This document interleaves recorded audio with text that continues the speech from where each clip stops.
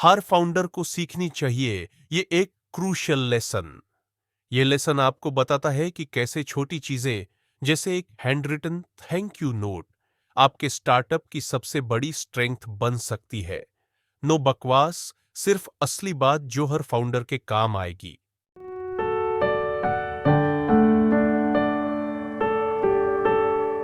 नमस्कार दोस्तों, स्वागत है आपका इस सीरीज़ में जिसका नाम है स्केल अप टू। बिज़नेस को बड़ा कैसे करते हैं, स्केल कैसे करते हैं। जब भी हम लोग कोई चीज़ पढ़ते हैं ना, तो वो ऐसा होता है जैसे कि हम खाना बना रहे हैं। थोड़ी सी प्रिपरेशन बहुत हेल्प करती है, बहुत ज़्यादा। नहीं तो हर छोटी छोटी चीज़ के लिए बार बार दराज खोलो, फ्रिज खोलो। और अगर कोई मुश्किल चीज़ बनानी है तो आपको बहुत तैयारी करनी होती है। जैसे गुजिया बनानी है तो बिना तैयारी के बन ही नहीं सकता। पहले आपको मसाला इकट्ठा करना पड़ेगा, बनाना पड़ेगा। सोचिए, आप पहले एक गुजिया का आटा सानते हैं, एक गुजिया का मसाला बनाते हैं, वो बना लिया, फिर दूसरा गुजिया का आटा सानते हैं, फिर मसाला बनाते हैं। आपको 10 साल लग जाएंगे गुजिया बनाते बनाते, तब परेशान हो जाएंगे आप। तो जब हम लोग ये पढ़ रहे हैं तो it is really helpful if you prepare. Little preparation is very very helpful. तब आपका इंटरेस्ट आएगा। पता है हम लोग टॉपिक क्या पढ़ रहे हैं? टॉपिक है do things that don't scale. ऐसी चीज़ें करो जो अभी स्केल नहीं हो रही हैं। क्यों? जो चीज़ स्केल नहीं हो रही वो क्यों करें? क्योंकि एक एकदम नई चीज़ हम सीख रहे हैं भैया। शुरू में आपको ऐसी चीज़ें करनी होंगी जो स्केल नहीं होती हैं। आप चले जाइए वो अक्षरधाम का मंदिर, ये पता है कैसे बना है? इतनी परफेक्ट कार्विंग, सारे पिलर्स की, सारी मूर्तियों की सेम साइज कैसे है? कैलकुलेट करके ढेर सारे हजारों कारीगर को बोल दिया हमको तुम सबसे रोज का 10-10 पिलर चाहिए। बाकी मंदिर छोड़ो, क्या बनेगा छोड़ो, तुम पिलर बना के दो, तुम वो मूर्ति बना के दो। उसके बाद इसको as a jigsaw puzzle set किया गया है। अगर अभी हटाना चाहे तो हटा भी सकते हैं। अभी तो चिपका दिया होगा, बट समझिए पुराने ज़माने में अगर कोई मूर्ति बनाता है, आज भी कोई मूर्ति बनाता है, तो एक एक मूर्ति को अपने हिसाब से कार्व करेगा। वो है do things that don't scale, carving every small things independently. Scale में कोई चीज़ अगर करनी है तो उसके पहले उसको परफेक्ट करना है। ये है आइडिया। और कल पढ़ा था हमने फ्रेम योर कॉन्स्टिट्यूशन, अपनी कंपनी के रूल्स। आपकी कंपनी में लोग झूठ बोलेंगे या नहीं बोलेंगे, बदतमीज़ी करेंगे या नहीं करेंगे, लेडीज़ की रिस्पेक्ट करेंगे या नहीं करेंगे। बहुत सी ऐसी कंपनीज है जहाँ पर लेडीज़ काम नहीं कर सकती, वहाँ का कल्चर ही बेकार है।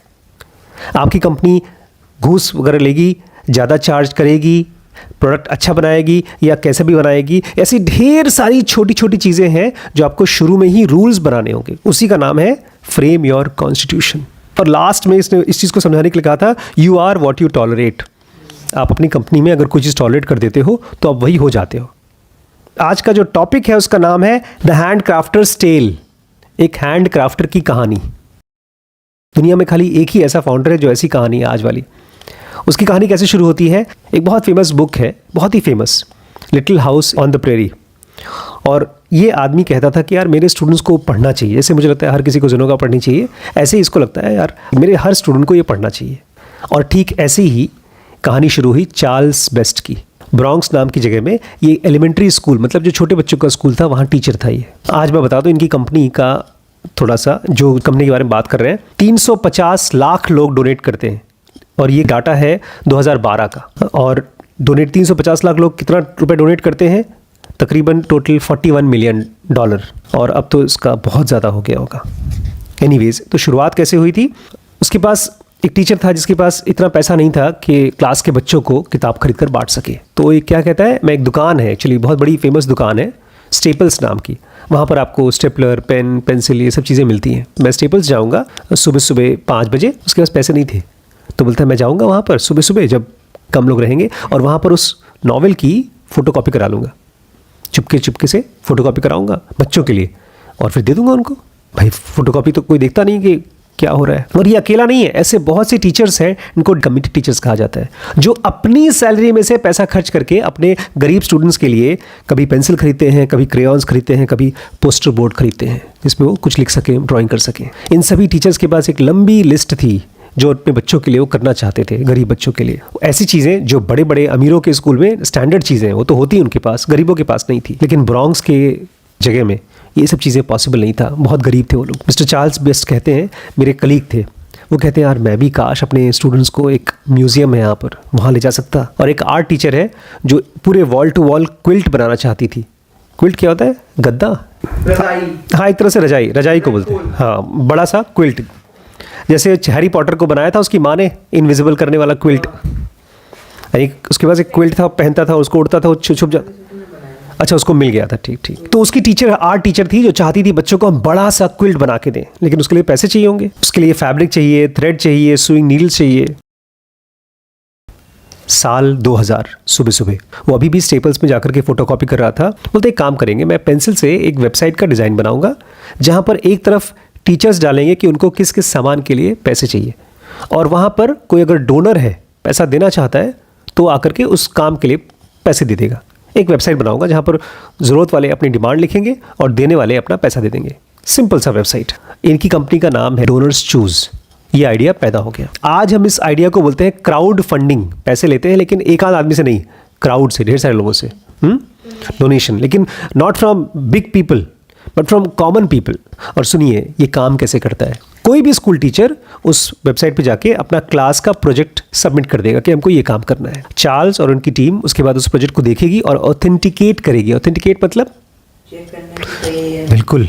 कोई बोलता है मुझे तो बस भैया वर्ल्ड टूर करने जाना है, लाओ 10 लाख रुपए, वो ऑथेंटिकेटेड नहीं होगा। उसके बाद ही वो साइट पर लिस्ट किया जाएगा उस प्रोजेक्ट को, और फिर कोई यूज़र आकर के उसको देखेगा और उस पर डोनेशन करेगा। लेकिन ये लोग पैसा नहीं देते थे टीचर्स को। अगर किसी टीचर ने कहा है मुझे सारे बच्चों के लिए क्रेयॉन्स चाहिए, ड्राइंग करवाना है, तो उनको पैसा नहीं देंगे। क्रेयॉन्स खरीद कर जो उनका एक्चुअली प्रोजेक्ट का सामान है वो ला के देंगे, या उनके वेंडर्स को पैसा दे देंगे जहाँ से वो सामान लेने वाले हैं। हमने पैसा दे दिया, जाके सामान ले लो। पैसा नहीं देंगे, मिसयूज़ नहीं हो जाएगा। और मान लीजिए कोई बोलता नहीं मुझे म्यूज़ियम जाना है, तो हम म्यूज़ियम को पे करेंगे, बस वाले को पे करेंगे, उनको पैसा नहीं देंगे, कैश नहीं देंगे। लेकिन ये काम बड़ा मेहनत वाला है। चार्ल्स बोलते हैं ये काम करने से, जहाँ जा करके उन लोगों को पैसा देना, वो सामान खरीदना, इससे एक तरह की इंटीग्रिटी अश्योरेंस आती है। इंटीग्रिटी अश्योरेंस मतलब अंदर ही अंदर लगता है कि हाँ सही जगह एक सही काम हो रहा है, एक ईमानदारी लिखा। जैसे हम आपसे बोलें कि लीजिए भाई 500 रुपये लीजिए, काम करके आइए, आप काम करके आ जाएं, कोई सामान खरीद के आ जाएं, तो कैसे मुझे प्रूव कराएंगे कि आपने 500 रुपये का सामान खरीदा? आप मुझे बिल देंगे। बिल्कुल। आप बोलते नहीं बाबा आ गया था 500, 400 का आया था, 100 रुपये जेब में। ऐसा नहीं होगा। इंटीग्रिटी अश्योरेंस वो डोनर्स को दिखाना चाहते थे कि जब आप पैसा देते हैं तो ये पैसा जाता कहाँ है, एग्जैक्टली कहाँ जाता है। और इसके साथ साथ एक और काम करते थे, जिन बच्चों को वो सामान मिला है उनसे बोलते थे एक थैंक्स नोट लिखो, ये थैंक यू, आपकी वजह से मुझे सामान मिला। और इसके साथ साथ पूरी फाइनेंशियल रिपोर्ट भेजते थे डोनर्स को। लेकिन भैया वेबसाइट बन गया, अभी तो कोई डोनर आया नहीं है, पहला डोनर कौन होगा? और प्रोजेक्ट्स भी चाहिए होंगे। लोगों को क्या भरोसा है कि वहाँ जा कर के टाइप करके डालोगे तो लोग पैसा देंगे भी? जैसे मैं आपसे कहूँ वो खंबे के पास जाइए और वहाँ पर ऐसे हाथ हिलाइए तो आपको 100 रुपये मिलेगा, जाएंगे आप? हिलाएंगे?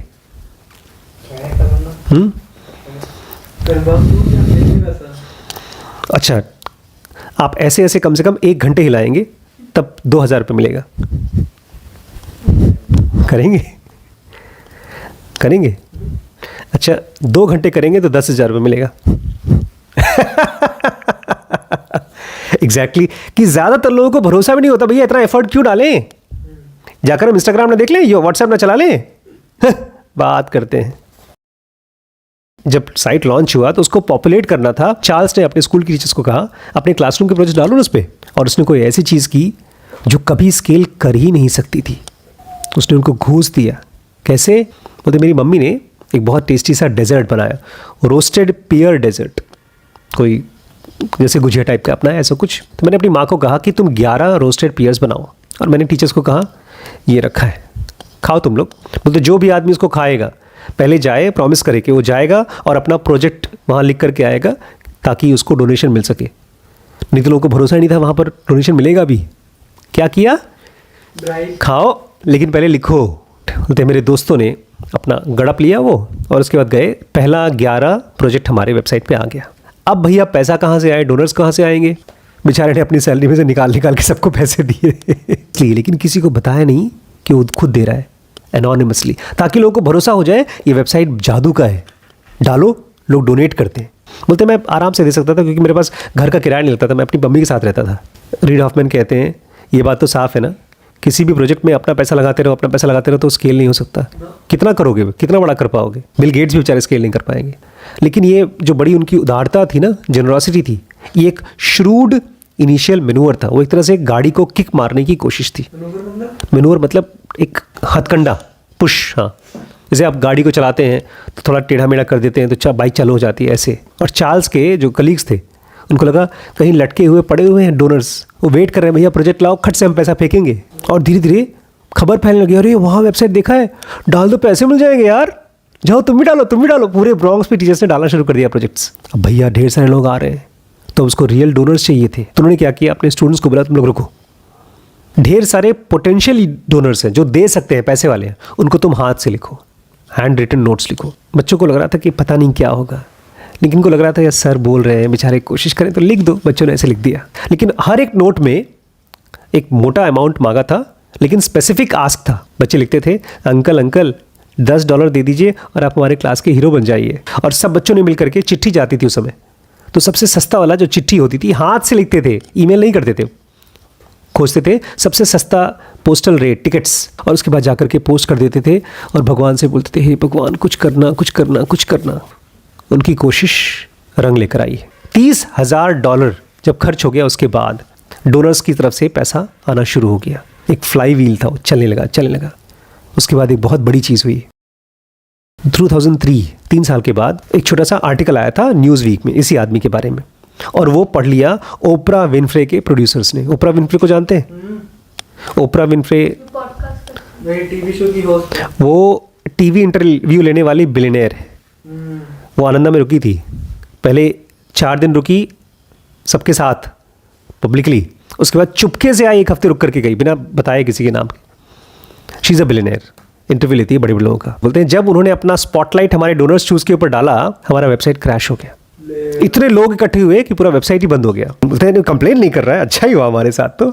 और उसके बाद वो धीरे धीरे अब स्केल के रास्ते पे किसके पहले रगड़ के चल रहे थे, अब जू करके हवाई जहाज की तरह स्केल के रास्ते पे चल गए, बड़े होने लगे, बहुत फास्ट पैसा आना शुरू हो गया। अब जो मैं आपको बताने वाला हूँ आगे, सर्वर क्रैश हो गया, उसके बाद की कहानी अब थोड़ी इंटरेस्टिंग होगी।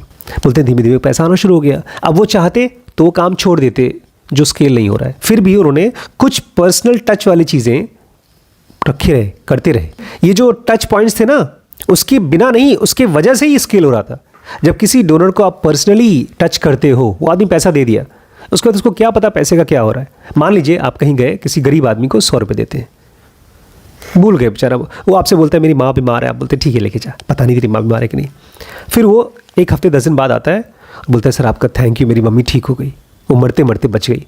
आपको जो फीलिंग आएगी, आपको एक पॉजिटिव रीइंफोर्समेंट आएगा कि हाँ यार मुझे हेल्प करना चाहिए, याद रहेगा। तो पर्सनल टच के नोट्स ये बच्चों से लिखवाते थे। जैसे शुरू में सामान खरीद करके वो लोगों को देते थे, सप्लाई करते थे। उन दिनों में हम टीचर्स को बोलते देखो पैसा तो तुमने ले लिया, लेकिन एक कैमरे से फ़ोटो खींचो उस प्रोजेक्ट का, और हम दिखाना चाहते हैं हमारे डोनर्स को कि सही में तुम काम कर रहे हो उस पैसे से, डोनेशन से, या ऐसे ही पैसा वेस्ट कर रहे हो। प्लस हमने उनको एक स्टैम्प्ड एनवेलप भेजा था। जानते हैं क्या होता है स्टैम्प्ड एनवेलप? ताकि अगर टीचर को बोले आप भेज दीजिएगा तो बोलेगा अरे यार छोड़ो कल भेजेंगे, जाना पड़ेगा पोस्ट ऑफिस। नहीं, वो उसमें अपना लेटर या फोटो डाल करके बंद करके पोस्ट बॉक्स में डाल दें, ताकि उनके लिए आसान हो जाए। बोलते शुरू के जो हमारे फाउंडर्स थे वो बोलते ये क्या कर रहे हो, ये पागलपन है, ये इनएफिशिएंट है, ये कभी स्केल नहीं होगा, इट विल नेवर स्केल। लेकिन चार्ल्स इस पूरे सिस्टम की इंटीग्रिटी को कॉम्प्रोमाइज़ नहीं करना चाहते थे। मतलब इंटीग्रिटी को कॉम्प्रोमाइज़ नहीं करना चाहते थे। ये आइडिया को, इंटीग्रिटी मतलब इसके अंदर की जो ऑनेस्टी है उसको नहीं कम करना चाहते थे। अगर वो ख़त्म कर दें, जैसे अभी हमारे यहाँ ऊपर जो कोई भी आता है सुबह अटेंडेंस लगाता है, आप बोल दें कि नहीं अटेंडेंस लगाने की ज़रूरत नहीं है, तो धीरे धीरे वो लोग डिसऑनेस्ट हो जाएंगे। जो ईमानदार हैं वो भी अटेंडेंस लगाते हैं, जो नहीं ईमानदार है वो भी लगाते हैं, तो सब टाइम से आते हैं। ऐसे ही ये जो कर रहे हैं छोटी छोटी चीज़ें, वो इसलिए ताकि सब लोग इस ऑनेस्टी की चीज़ को फॉलो करें। बोलते हैं इसलिए हमारा जो शुरू का 10 साल, पहला 10 साल क्या हुआ, हम छोटी छोटी चीज़ों को, जिसको हम बोलते हैं इंटीग्रिटी एश्योरेंस, ताकि लोगों को पक्का हो कि ये लोग ईमानदार हैं, वो किया हम लोगों ने। एक और बड़ी चीज़ है, यहाँ पर जो प्रोजेक्ट्स होते थे उसको वेट कौन करेगा, मतलब चेक करके कौन कहेगा कि ये सही है कि गलत है, इसको पैसा मिलना चाहिए या नहीं मिलना चाहिए। शुरू में ये काम करते थे कॉलेज के स्टूडेंट्स, पैसा दे करके, यार तुम कर दो, कुछ पैसा ले लो। लेकिन जैसे से प्रोजेक्ट बढ़ते गए उनको समझ में आया तो बहुत पैसा लग जाएगा, कोई और सस्ता तरीका खोजे। पहले उसने नोट्स किससे लिखवाए? बच्चों से। अब बोलते हैं टीचर्स, दूसरे टीचर्स बोलेंगे, वो चेक करेंगे इन प्रोजेक्ट्स को और वो बताएंगे कि हाँ ये प्रोजेक्ट सही है, इसमें पैसा मिलना चाहिए। वो कहते हैं अगर आप हमारे यहाँ टीचर ऐसे आए जिन्होंने प्रोजेक्ट डाला, 1 बार 2 बार 3 20 प्रोजेक्ट आपके फंड अगर हुए हैं तो आप हमारे यहाँ आइए और दूसरों के प्रोजेक्ट को स्क्रीन करिए, चेक करिए एज अ वॉलंटियर। एक तो इसमें पैसा कम लगा, लेकिन एक और चीज़ हुआ, टीचर्स इस काम में ज़्यादा फास्ट थे और रिगरस थे। बोलते एक चीज़ है जो बहुत मुश्किल है स्केल करना, लेकिन वो इम्पॉर्टेंट भी है, बच्चों का थैंक यू लेटर जो लिखा जाता है। बोलते हैं जो बच्चे हाथ से लिखते हैं ना, वो जब डोनर्स देखते हैं दिल में एकदम धक धक धक धक होता है, इमोशन भर जाता है। इसका कोई सब्स्टिट्यूट ही नहीं है। एक छोटा सा बच्चा जब अपने हाथ से लिखता है, पिछले 20 सालों में ये पूरी दुनिया में फैल गया है। डोनर्स चूज ऑर्गेनाइजेशन आज भी बोलते हैं हम बहुत सी चीज़ें ऐसी करते हैं जो स्केल नहीं होती, और फिर भी कर रहे हैं। आज भी लाखों चिट्ठियाँ लिखी जाती हैं, हाथों से लिखी जाती हैं, और वो सब चार्ल्स के ऑफिस में जाती हैं। डोनर्स के पास जाने से पहले इनके पास आती हैं और बोलते हैं मेरे ऑफिस को देखेंगे तो ऐसा लगेगा सेंटा क्लॉज का वर्कशॉप है। मेरे ऑफिस में सब जगह बड़े बड़े बैग भरे हुए हैं। किसी से भरे श्रीश? कौन सा लेटर? अंतल आपने मेरे को पैसा दिया, थैंक यू वेरी मच, ये वाली चिट्ठी। ये बड़ा इमेजिनेबल नहीं है हमारे लिए कि इतने बड़े बड़े बैग्स ये स्केलेबल कैसे होंगे, लाखों लोगों को कैसे वेबसाइट कैटर करेगी। लेकिन यही वो चीज़ है जो स्ट्रोक ऑफ जीनियस है इस वेबसाइट की। उन्होंने इसके ज़रिए बच्चों और डोनर्स के बीच का एक बॉन्ड को मजबूत कर दिया। ये एक ऐसा फोर्स है, इसको आप नापना बड़ा मुश्किल है। इनकी ऑर्गेनाइजेशन का बोर्ड ऑफ डायरेक्टर है स्टीफन कॉलबर्ट। बोलते ये बड़ा अजीब टाइप का वेबसाइट है। आप एक तरफ जो लोग मांग रहे हैं हेल्प, और जो हेल्प देने वाले हैं उनको डायरेक्टली कनेक्ट कर देता पता नहीं कैसे। और बोलते ये चीज़ मेरे हिसाब से बहुत पावरफुल है इस वेबसाइट का। पर बोलते हैं ये हैंड रिटन लेटर था, जिसकी वजह से मैं शुरू में कभी कभार $10-20 दे देता था, लेकिन मैं अब इसके साथ full time board of director हूँ इस प्रोजेक्ट का। बोलते हैं बच्चों के लिखे हुए लेटर्स, टीचर के लिए हाथों से लिखे हुए लेटर मेरे लिए बहुत रियल बना देता है वेबसाइट, और मैं चाहता नहीं हूँ कि ये खत्म हो कभी भी। बोलते बहुत से ऐसे लोग हैं जो बड़ा बड़ा काम करना चाहते हैं, दुनिया को चेंज करना चाहते हैं, उनको बड़ी दिक्कत होती है हैंड क्राफ्ट माइंडसेट से। हर छोटी छोटी चीज़ कैसे करेंगे यार, ना बड़ा काम करेंगे। अगर आप उनको बोलेंगे छोटी छोटी चीज़ को भी हैंड क्राफ्ट करके करो तो बोलेंगे इसलिए नहीं हो सकता, इसलिए नहीं हो सकता। इनके पास लिस्ट ऑफ ऑब्जेक्शंस है। लेकिन जो दुनिया के स्मार्टेस्ट फाउंडर्स हैं वो कभी भी लेबर इंटेंसिव काम को ऐसे छोड़ते नहीं है। ये हैंड्स ऑन माइंडसेट, मतलब हर एक काम को अपना इन्वॉल्व होकर के काम करना है, इस चीज़ को छोड़ते नहीं। कम से कम उन सेलेक्टेड चीज़ों में जो चाहे कितना भी बड़ा हो जाए, बट वो इंपॉर्टेंट चीज़ों को तो वो हैंड क्राफ्ट ही करेंगे। हैंड क्राफ्ट मतलब खुद इन्वॉल्व होकर के। जैसे बड़ी बड़ी कंपनीज में ना, इवन होटल्स में, हम लोग गए थे आनंदा, शेफ़ को कभी ज़रूरत नहीं है गेस्ट से मिलने के लिए, लेकिन शेफ़ दोनों दिन जब हम रुके थे वो हमारे पास आए। उनका मेनू में जो खाना है सर आप वो ले सकते हैं, बुफे में खाना है वो ले सकते हैं, लेकिन अगर आप कुछ और चाहते हो तो प्लीज़ बताइए, हम आपके लिए बना देते हैं। तो दिस इज़ हैंड क्राफ्टिंग। एक बंदे को, इवन मैनेजर जो हमारे साथ घूमा मिस्टर सौम्य, उसको आने की ज़रूरत नहीं थी, बट ये हैंड क्राफ्ट था। आज भी मैं आनंदा कर रहा हूँ। मैं एकांता नहीं कर रहा हूँ, मैं वहाँ भी गया था, but the importance of hand crafters tale है। इस चैप्टर का नाम क्या है? Hand crafters tale. कल हम पढ़ेंगे स्लीपिंग विद द फ्रेनेमी। जब होता है ना दोस्त और दुश्मन एक साथ, उसको बोलते हैं frenemy. Friend plus enemy is equal to frenemy. Thank you दोस्तों।